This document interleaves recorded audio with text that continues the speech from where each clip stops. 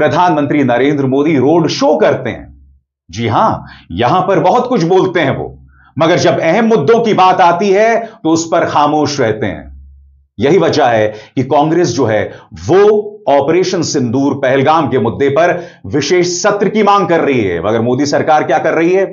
मोदी सरकार आपातकाल पर 25 और 26 जून को विशेष सत्र बुला रही है। कांग्रेस का कहना है कि 10 सालों से 11 सालों से इस देश में अघोषित आपातकाल ही तो चल रहा है। विशेष सत्र को लेकर जयराम रमेश क्या कह रहे हैं, सुना जाए।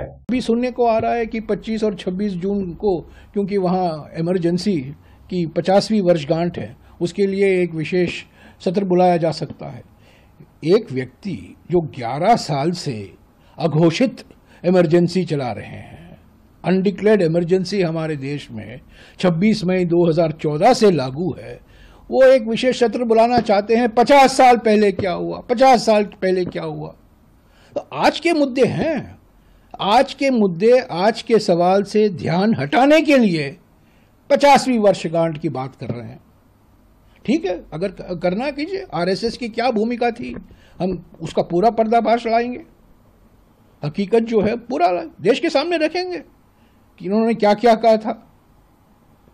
पर आज हमारी मांग है विशेष सत्र बुलाया जाए, 22 फरवरी 1994 का प्रस्ताव को दोहराया जाए, उसको अपडेट किया जाए।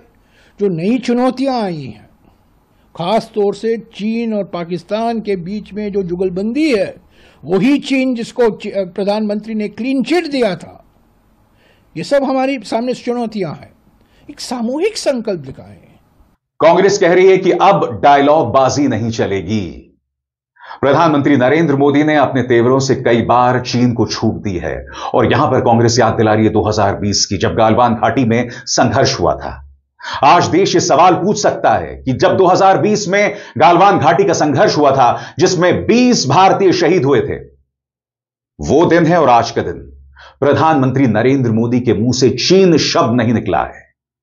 यही सवाल कांग्रेस भी कर रही है। आइए सुनते हैं। पंडित नेहरू से शुरू होती है और यहाँ तक आ जाती है। पंडित नेहरू का देहांत 60 साल के पहले हो गया था।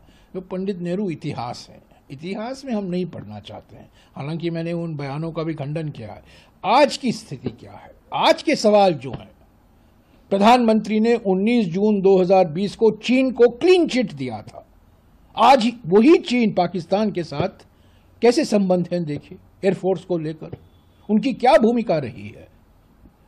6 मई और 10 मई के बीच में जो युद्ध हुआ था, जो ऑपरेशन सिंदूर किया गया था, उसका जो मुकाबला किया गया पाकिस्तान की ओर से, उसमें चीन का क्या मुकाबला था। वही चीन जिसको प्रधानमंत्री ने, नरेंद्र मोदी जी ने क्लीन चिट दिया था 19 जून 2020 को।